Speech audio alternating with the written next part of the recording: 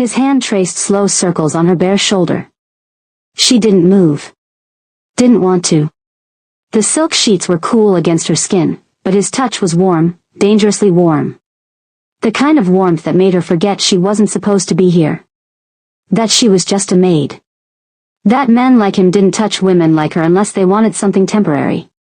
But this didn't feel temporary. Stay, he whispered against her neck. She closed her eyes. That word again. He always said it like a command disguised as a request. Like he knew she would obey even when every instinct told her to run.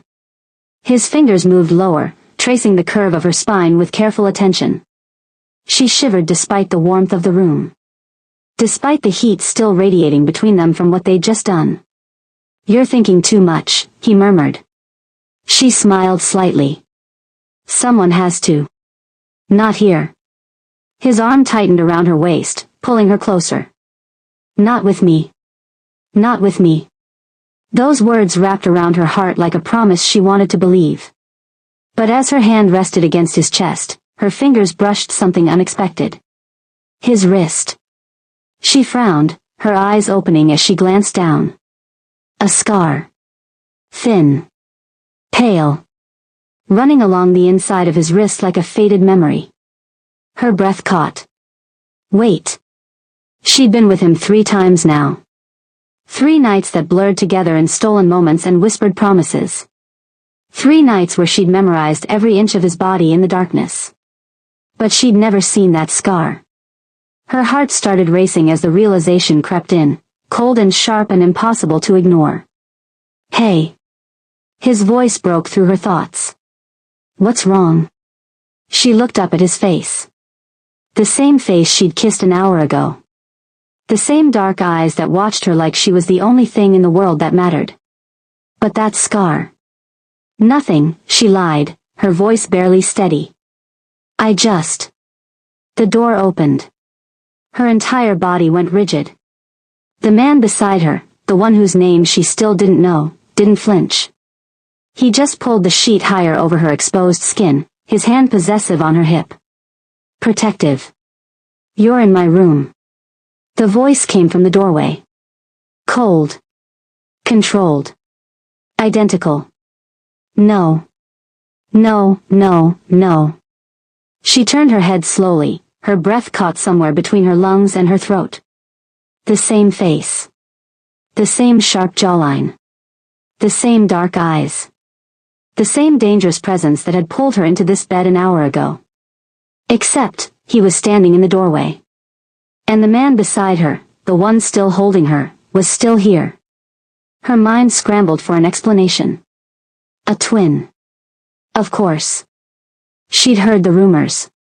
The feared Korean mafia twins who ran this house like an empire. She'd just never seen them together. Never realized. Oh God. What? Her voice came out broken, barely a whisper. What's happening? Neither brother answered. They just stared at each other across the room, silent, lethal, waiting. The man in the doorway stepped inside and closed the door behind him with a quiet click that felt like a threat. His eyes moved from his brother to her, slow and deliberate. So this is where you've been. The brother beside her, the one still touching her, didn't move his hand. She's not your concern. She's in my room, the other repeated, his voice dangerously soft. That makes her my concern. Her heart was pounding so hard she thought it might break through her ribs. She tried to sit up, but the man beside her tightened his grip. Don't, he said quietly. Just one word. But it felt like a warning. The brother in the doorway tilted his head slightly, his gaze never leaving hers. Did he tell you his name? She opened her mouth. Closed it. Shook her head. A slow, bitter smile curved his lips. Of course he didn't. Enough. The man beside her finally moved, sitting up but keeping himself between her and his brother. His voice was low and edged with something dangerous. Leave. No. That single word hung in the air like a blade. The brother in the doorway walked closer, slow, controlled, predatory. He stopped at the edge of the bed, looking down at her with an expression she couldn't read. "Let me guess," he said softly. He was gentle. Careful. Made you feel safe. She couldn't breathe. He does that. His eyes flicked to his brother, cold and knowing. It's his specialty. The man beside her stood abruptly, his body tense. "Get out." But the other brother didn't move. He just kept staring at her, his voice dropping lower. "Tell me something."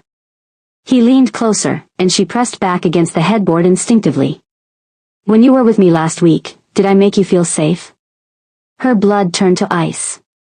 Last week? No. She'd been with one man. One. She was sure of it. She'd memorized his touch, his voice, the way he... But the scar. The scar she'd never seen before tonight. Her hand started shaking as the pieces clicked into place with devastating clarity. "You." She looked between them, her voice breaking. "Both of you?" Neither answered. They didn't have to. The man who'd been in bed with her, the one with the scar on his wrist, finally spoke, his voice quiet and edged with something like regret. "I didn't plan this." His brother's smile was cold. Liar. She couldn't move. Couldn't think. Her mind was racing through every touch, every whispered word, every moment she'd thought she was falling for one man. But it was two. Two men with the same face. Two men who'd shared her without her knowing. "I need to leave," she whispered, already moving, pulling the sheet around herself. "No." Both brothers said it at the same time. She froze. The man with the scar stepped closer, his voice softer now. "It's not what you think." "Then what is it?" Her voice cracked. "What is this?" The brother from the doorway smiled, slow and dangerous and devastating. "A complication," he said simply. "For all of us. If you're already hooked by this story, go ahead and hit that like button. Trust me, it only gets more intense from here." 3 weeks earlier. The first time she saw him, she was on her knees scrubbing marble floors. It wasn't glamorous work. It wasn't meant to be. She was one of 12 maids in the massive Seoul estate, a sprawling mansion that belonged to a family no one talked about directly. The kind of family whose name appeared in whispered conversations and fearful glances. Mafia. That's what the other staff called them when the walls felt safe enough. Korean mafia royalty. And she, a black woman from a small town who'd come to Korea chasing dreams that had long since faded, was just another invisible servant keeping their world pristine. That morning, the head housekeeper had been particularly cruel. "You missed a spot." The older woman's voice had been sharp as glass. "Do it again." All of it. She'd bitten back tears and started over, her knees aching against the cold floor. That's when she heard footsteps. Expensive shoes on marble. She kept her head down. Rule number 1, never look the family in the eye. Especially not the sons. The footsteps stopped. She held her breath. "Stand up." The voice was quiet. Almost gentle. But it carried weight, the kind of authority that didn't need volume. She hesitated. "Please," he added. Slowly, she stood, keeping her eyes lowered. "Look at me." Her heart hammered. This was a test. It had to be. Some cruel game to see if she'd break the rules. But something in his voice made her obey. She lifted her gaze. Dark eyes. Sharp features. A face that could have been carved from stone except for the unexpected softness in his expression. He was beautiful in a way that felt dangerous. "What's your name?" he asked. She swallowed. "Amara. Amara." He repeated it carefully, like he was tasting the syllables. "You're new." 3 months, she whispered. He nodded slowly, his gaze never leaving hers. Then he did something that made her breath catch. He took off his coat, expensive, tailored, probably worth more than she made in a year, and draped it over her shoulders. "You're cold," he said simply. She was. The estate was always cold. But no one had ever noticed before. I can't. Keep it. He stepped back. At least until your shift ends. Then he walked away, leaving her standing there in a coat that smelled like expensive cologne and something she couldn't name. Protection, maybe. Or possession. She didn't see him again for 3 days. But she thought about him constantly. About the way he'd looked at her. Like she was a person, not a servant. Like her name mattered. She'd returned the coat, of course. Left it folded neatly outside his door because she didn't dare knock. But the memory of his kindness stayed with her. So when she found herself alone in the estate's library one evening, sent to dust shelves that probably hadn't been touched in years, she didn't expect to see him again. Except she did. He was sitting in one of the leather chairs, a book in his hands, looking somehow both powerful and tired. Amara. He remembered her name. "I'm sorry," she said quickly. "I didn't know anyone was here. I'll come back." Stay. That word again. She froze in the doorway, her heart doing something complicated in her chest. He set the book aside and stood, walking toward her with that same quiet confidence. "Do you like books?" he asked. Yes. I used to read a lot. Before, she stopped herself. Before life got hard. Before she became too tired to dream. He pulled a book from the shelf behind her. "Try this one." She took it carefully. A novel. Something romantic and impossible. "Thank you," she whispered. His hand brushed hers as he let go of the book. Just barely. But the touch sent electricity through her entire body. "You don't have to thank me," he said softly. Then, almost as an afterthought, "You can come here. When you want. No one uses this room." It felt like an invitation to something more than reading. It felt like the beginning of something she shouldn't want. But she did. God help her, she did. 2 weeks passed in stolen moments. Brief conversations in empty hallways. Shared glances that lasted too long. A borrowed book returned with a handwritten note tucked inside. "I thought of you when I read this." She was falling. She knew it. And she knew it was dangerous. But when he appeared at her door one night, late, when the rest of the staff was asleep, she didn't send him away. "I shouldn't be here," he said quietly. "I know. If anyone finds out." "I know." But he stepped inside anyway. And she closed the door behind him. They didn't speak much that night. He touched her like she was something precious. Something breakable. His hands were careful, his kisses soft and questioning. "Tell me to stop," he whispered against her skin. "If you want me to stop." "Don't stop," she breathed. And he didn't. It was sweet and desperate and entirely against every rule she'd been taught since arriving at this house. But it felt right. It felt like something she'd been waiting for without knowing it. When he left before dawn, he pressed his forehead to hers. "This doesn't change anything," he whispered. "In the morning, we go back to being strangers." Her heart broke a little. "I understand." But she didn't. She didn't understand how something that felt this real could be pretend. 3 days later, it happened again.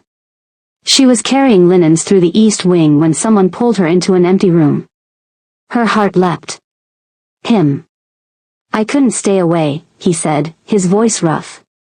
She smiled, relief flooding through her. "I thought you'd changed your mind." He frowned slightly. "About what?" "About this. Us." Something flickered in his eyes. Confusion, maybe. But then it was gone, replaced by something darker. More intense. "I don't change my mind," he said. And then he kissed her. But it felt different. His touch was more demanding. More possessive. Less careful. She told herself it was just nerves. That he was being cautious before and now he felt more comfortable. But when he traced his fingers along her jawline, something the other version of him had never done, doubt crept in. Small. Quiet. Easy to ignore. Until it wasn't. This story is about to get even more complicated. If you're invested in Amara's journey, hit that subscribe button so you don't miss what happens next. New stories every week. It was the scar that confirmed it. That night, the night the door opened and she saw both of them together, was the night everything clicked into place. Every inconsistency. Every moment where his behavior didn't quite match. Every time she'd felt like she was talking to two different people. Because she was.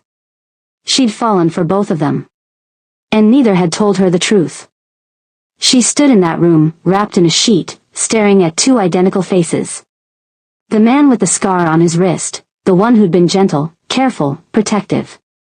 And the man from the doorway, the one who'd been intense, possessive, commanding. Both watching her.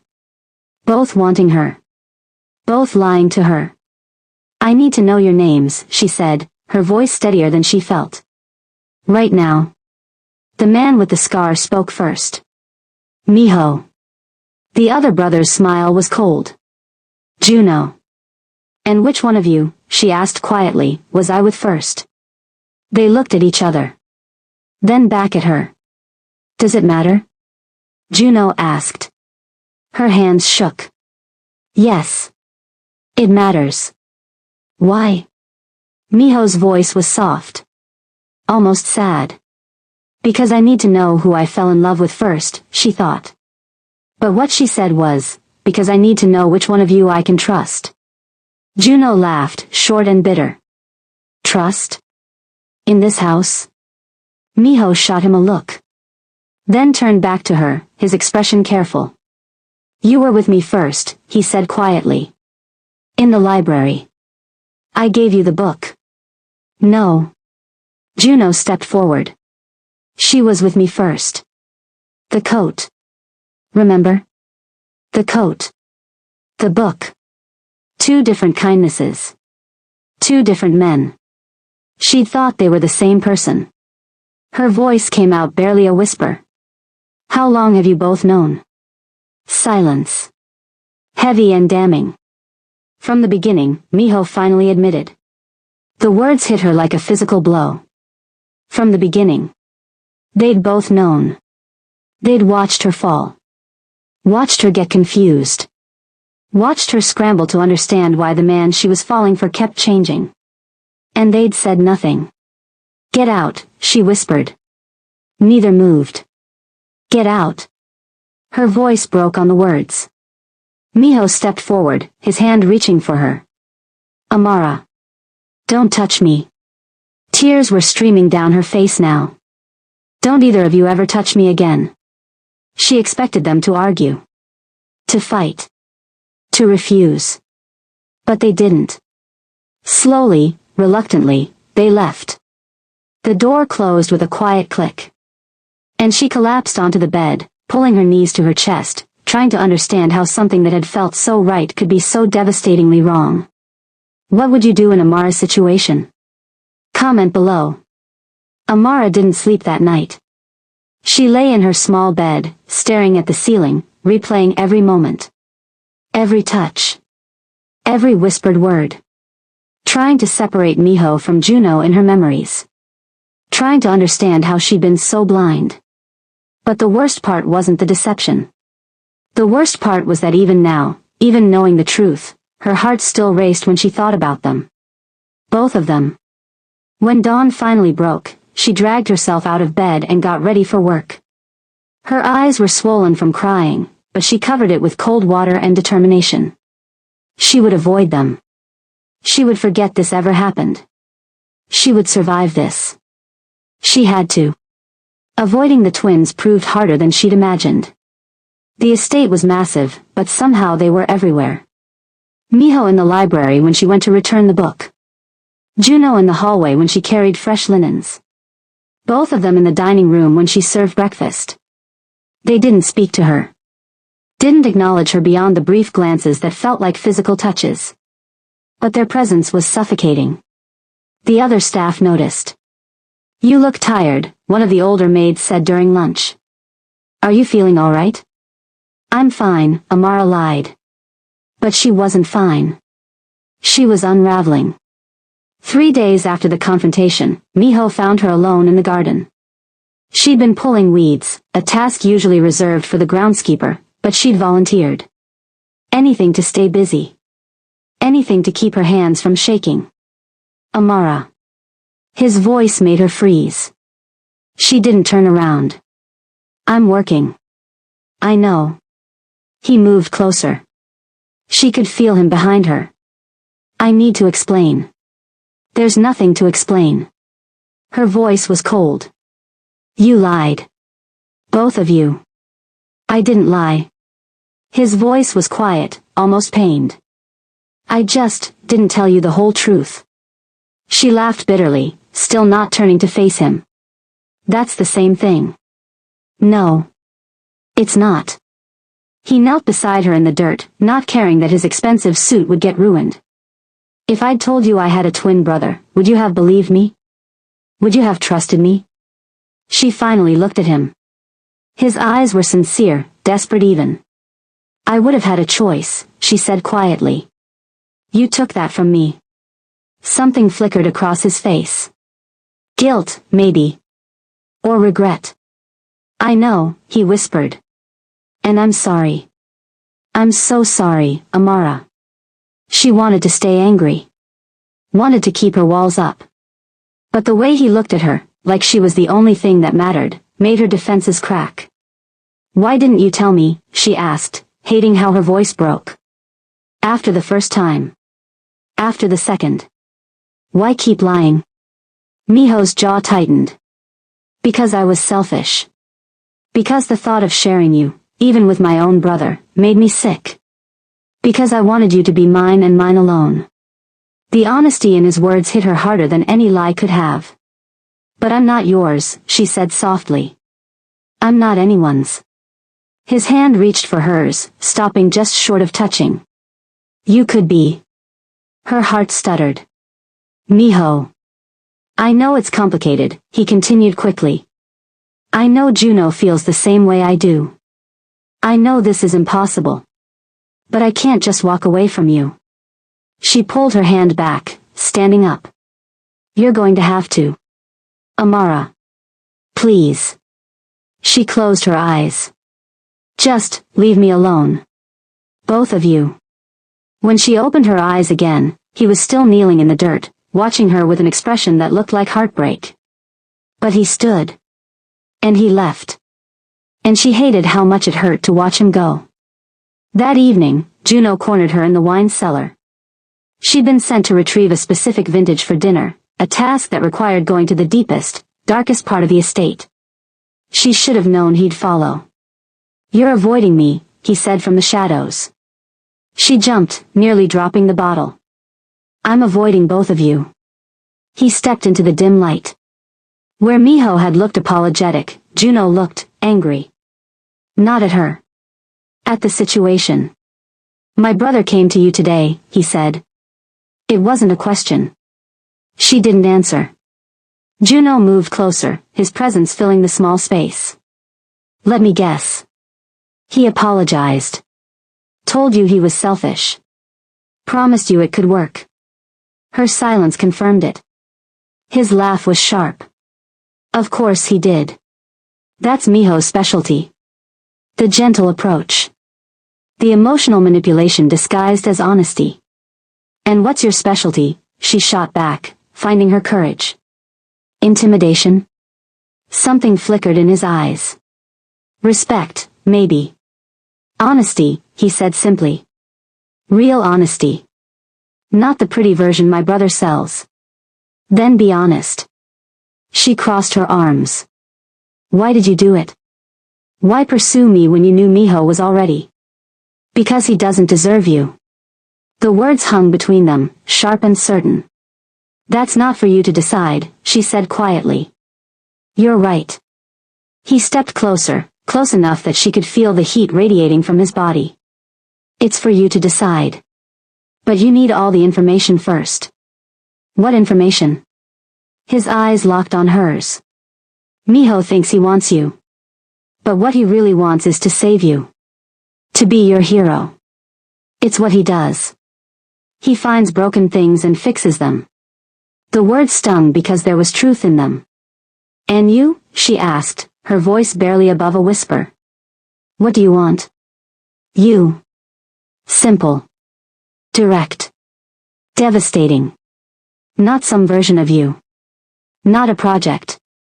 Just you. Complicated. Messy. Real. Her breath caught. This was worse than Miho's apology. Because this felt true. I can't do this, she whispered. I can't choose between you. Then don't. His hand cupped her face, thumb brushing her cheek. Choose yourself. Walk away from both of us. Is that what you want? His smile was bitter. What I want doesn't matter. What matters is what you need.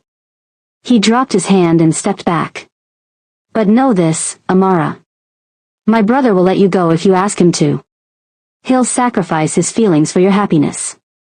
He turned to leave, then paused at the doorway. I won't. Mrs. Choi had worked at the estate for 30 years. She'd seen everything. Which is why, when she pulled Amara aside during evening cleanup, Amara knew it was serious. Come with me, the older woman said quietly. We need to talk. They went to Mrs. Choi's small office, a cluttered space filled with cleaning schedules and inventory lists. Mrs. Choi closed the door. Sit. Amara sat. The housekeeper studied her for a long moment, her expression unreadable. You're involved with them, she finally said. Not a question.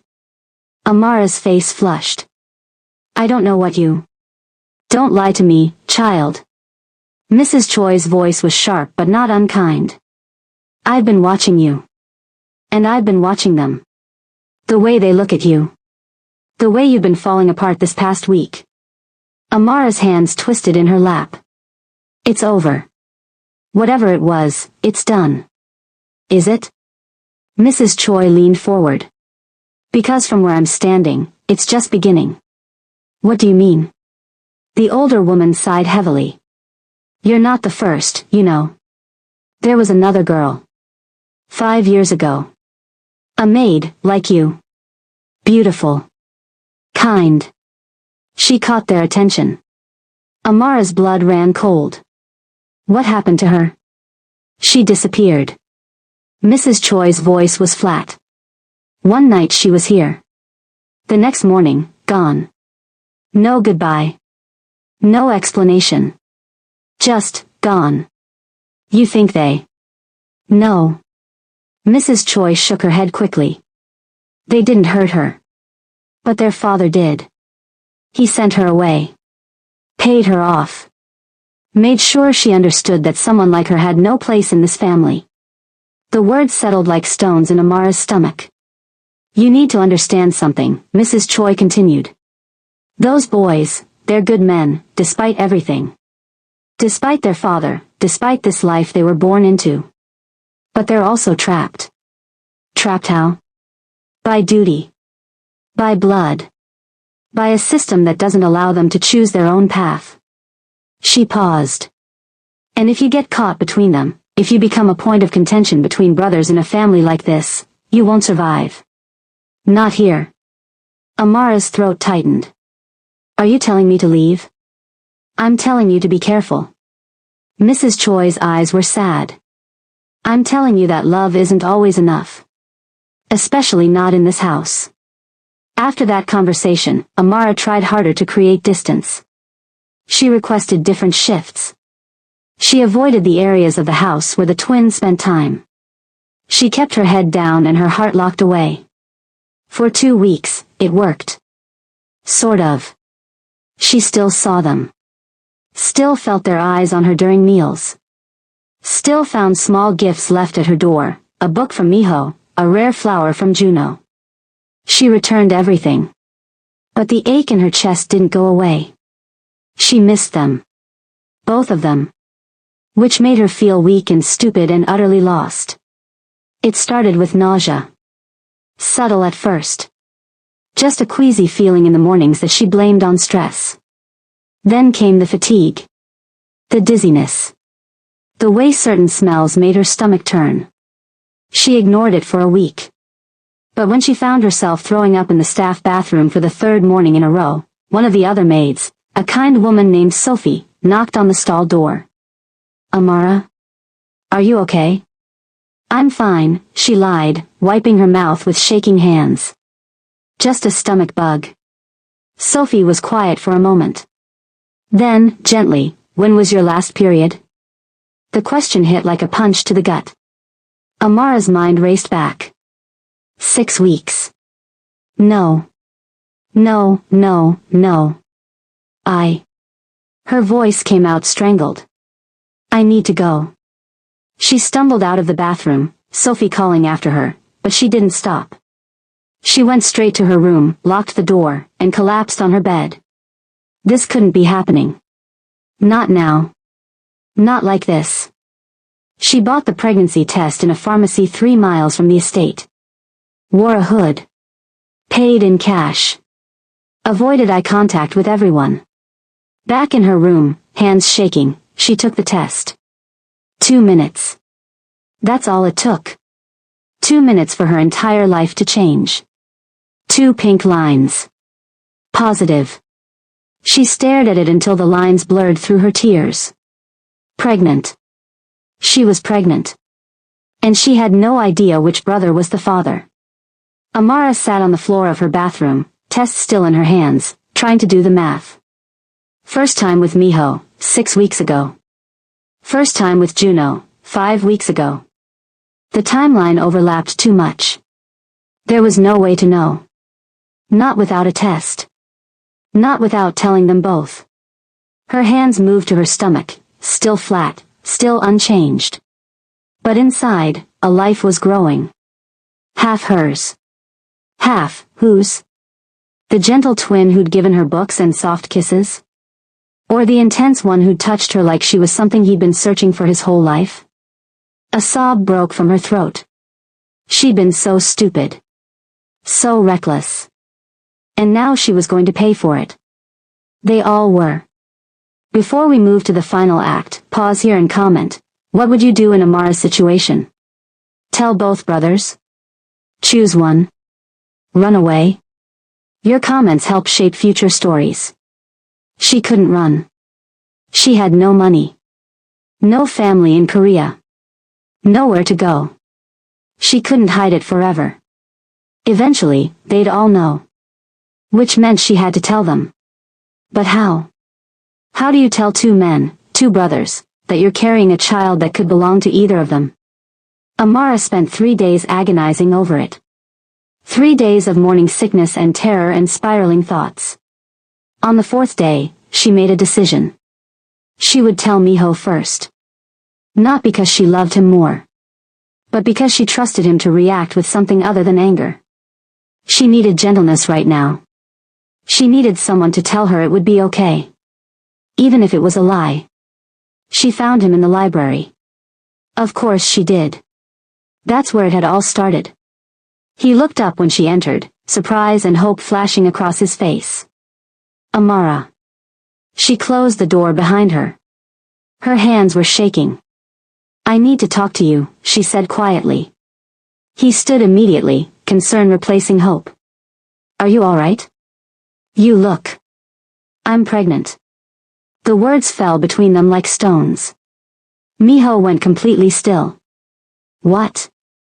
"I'm pregnant," she repeated, her voice steadier this time. 6 weeks. Maybe 5. I don't know exactly." His eyes searched hers, and she saw the moment realization hit. "You don't know which one of us?" "No." Her voice broke. "I don't know." The silence stretched long and heavy. Then Miho moved. In 3 strides he was across the room, pulling her into his arms. She hadn't expected that. She'd expected questions. Accusations. Maybe anger. But not this. Not him holding her like she was something precious that might break. "It's okay," he whispered against her hair. "It's going to be okay." "How?" she choked out. "How is any of this okay?" He pulled back just enough to look at her face, his hands gentle on her shoulders. "Because I'll take care of you. Both of you. No matter what. Miho. I mean it. His eyes were fierce now. I don't care if the child is mine or Juno's. You're not doing this alone. The kindness broke something in her. She collapsed against him, sobbing, and he held her through it all. They didn't hear the door open. Didn't notice Juno standing in the doorway until he spoke. What's going on? Amara jerked back from Miho's embrace, her heart racing. Juno's eyes moved between them, sharp and assessing. Amara? His voice was careful. Controlled. What happened? She couldn't speak. Couldn't make her voice work. Miho's hand was still on her back, steadying her. She's pregnant, he said quietly. Juno's entire body went rigid. What? She just told me. The timeline. Miho's voice was steady, but Amara could feel the tension in his body. It could be either of us. For a long moment, Juno didn't move. Didn't speak. Just stared at Amara like he was seeing her for the first time. Then, slowly, he walked into the room and closed the door behind him. How far along? He asked. 6 weeks, Amara whispered. Maybe 5. Juno's jaw clenched. His hands curled into fists at his sides. But when he spoke, his voice was surprisingly gentle. Have you seen a doctor? She shook her head. You need to. He looked at Miho. She needs proper care. Immediately. I know. And we need to figure out. I know. They were talking about her like she wasn't there. Stop, Amara said, her voice cracking. Just, stop.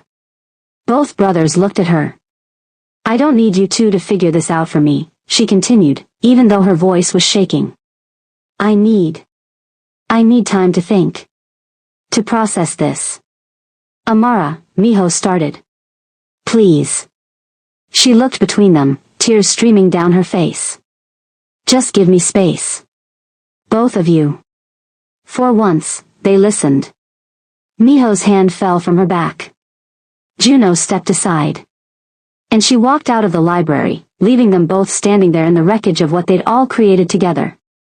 That night, Amara lay in bed with her hand on her stomach. A life growing inside her. A child who would be born into chaos. Who would belong to a family torn apart by secrets and desire and impossible choices. She didn't know what to do, didn't know how to fix this. All she knew was that everything had changed. And there was no going back. The stakes just got real. Hit that subscribe button because you do not want to miss the conclusion of this story. The DNA test. The twin war. And a twist you won't see coming.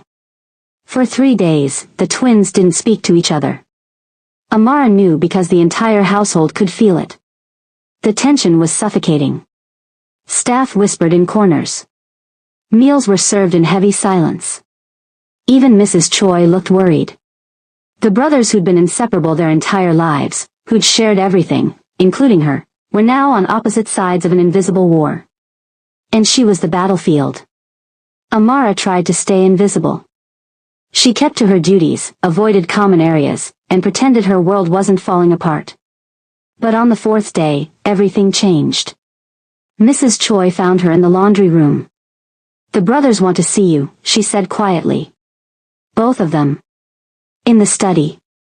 Now. Amara's hands stilled on the sheets she'd been folding. I don't think. It wasn't a request, child. Mrs. Choi's expression was sympathetic but firm. Whatever's happening between you three, it needs to be resolved. Before their father returns. The mention of their father sent ice through Amara's veins. He doesn't know, does he? Mrs. Choi's silence was answer enough. How long do I have? Amara whispered. He returns from Beijing in 5 days. The older woman's hand touched her shoulder briefly. Whatever you're going to do, you need to decide soon. The study was one of the most intimidating rooms in the estate. Dark wood. Expensive art. Floor-to-ceiling windows overlooking the gardens. Miho and Juno were standing on opposite sides of the room when she entered. Neither looked like they'd slept. Amara closed the door behind her and waited. Miho spoke first, his voice gentle. "Thank you for coming." She didn't respond. Juno's eyes were on her, sharp and assessing. "How are you feeling?" "Terrified," she said honestly. "Confused. Trapped." Something flickered across both their faces. "Guilt, maybe." "We've been talking," Miho continued carefully. "About the situation. About what needs to happen." "You mean you've been planning my life without me?" Her voice was sharper than she intended. "No." Juno stepped forward. "We've been trying to figure out how to protect you." "From what?" "From our father." Miho's voice was quiet. "From this family. From the consequences of what we've done." Amara's hand instinctively went to her stomach. "And what have you decided?" The brothers looked at each other. Then Miho spoke. "We want to do a paternity test." The words hung in the air like a death sentence. "A paternity test," she repeated flatly. "It's the only way to know for certain," Juno said. "The only way to move forward." "Move forward to what?" Amara's voice rose. "To you discarding me if the baby isn't yours? To one of you claiming ownership and the other walking away?" "That's not," Miho started. "Then what?" She looked between them, tears burning her eyes. "What happens after you know? What changes?" Silence. Heavy and damning. Because they didn't have an answer. Not one that would make this okay. "I need to think," Amara said quietly. "About all of this." "Amara. Please." She held up a hand. "Just, give me time." She turned to leave, but Juno's voice stopped her. "There's something else you should know." She froze, hand on the doorknob. "Our father," Juno continued, his voice carefully neutral. "He's arranged marriages for both of us. Daughters of other families. Alliances that will strengthen our position." The words hit like a physical blow. "When?" she whispered. 6 months, Miho said softly. "We've been trying to delay it, but nothing's changed." Amara's laugh was bitter. "You're still going to marry them. Play your parts. Continue the family legacy. It's not that simple." "It's exactly that simple." She turned to face them, tears streaming down her face now. "You both knew. From the beginning. You knew this couldn't go anywhere. That I was just, what? A distraction? A rebellion? Something to share before you went back to your real lives?" "No." Miho crossed the room, reaching for her. "You were never just. Don't touch me." She stepped back. "Either of you." The pain in Miho's eyes was devastating. But Juno's expression was different. Angry. Not at her. At the situation. At their father. At the life they were trapped in. "You're right," he said quietly. "We knew. We knew it was selfish. Reckless. Cruel." Amara stared at him. "But we did it anyway," he continued. "Because for the first time in our lives, we wanted something that was ours. Not our father's. Not the family's. Just ours."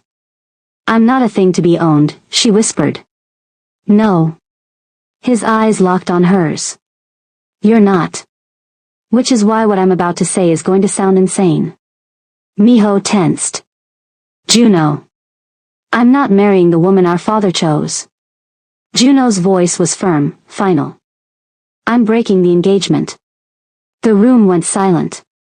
"You can't," Miho said. "Father will." "I don't care what father does."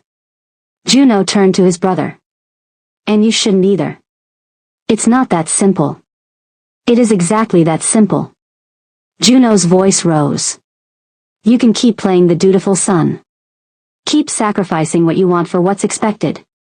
But I'm done." He turned back to Amara. "I'm done pretending this doesn't matter.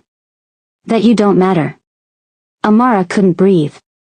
"Juno," Miho's voice was tight. Think about what you're saying. I have. His eyes never left Amara's face. For 3 days, I've thought about nothing else. And I've realized something. He stepped closer. I'd rather lose everything, the family, the money, the power, than lose you. Wait, did Juno just risk everything? Drop a comment right now, is this romantic or reckless? And what do you think Miho will do? For a long moment, nobody moved. Then Miho laughed. Soft. Bitter. Broken. Of course, he said quietly. Of course you do this. Juno's jaw clenched. What's that supposed to mean? You always do this. Miho's voice was steady, but Amara could hear the pain underneath. You make the grand gesture. The big sacrifice. You throw everything away and force everyone else to deal with the consequences. That's not. It is. Miho turned to Amara. And you need to understand something before you make any decisions. He took a breath. My brother is willing to burn everything down for you. And that sounds romantic. It sounds like love. Juno went still. But what happens after? Miho continued. After the money's gone? After the family disowns us? After reality sets in and you're struggling to survive with a baby and a man who's never had to work for anything in his life? Miho, Amara started. I'm not trying to be cruel, he said softly. I'm trying to be realistic. Juno's love is passionate. Intense. All-consuming. But mine? His eyes held hers. Mine is steady. Patient. I will protect you. Provide for you. Make sure you and the child, regardless of whose it is, have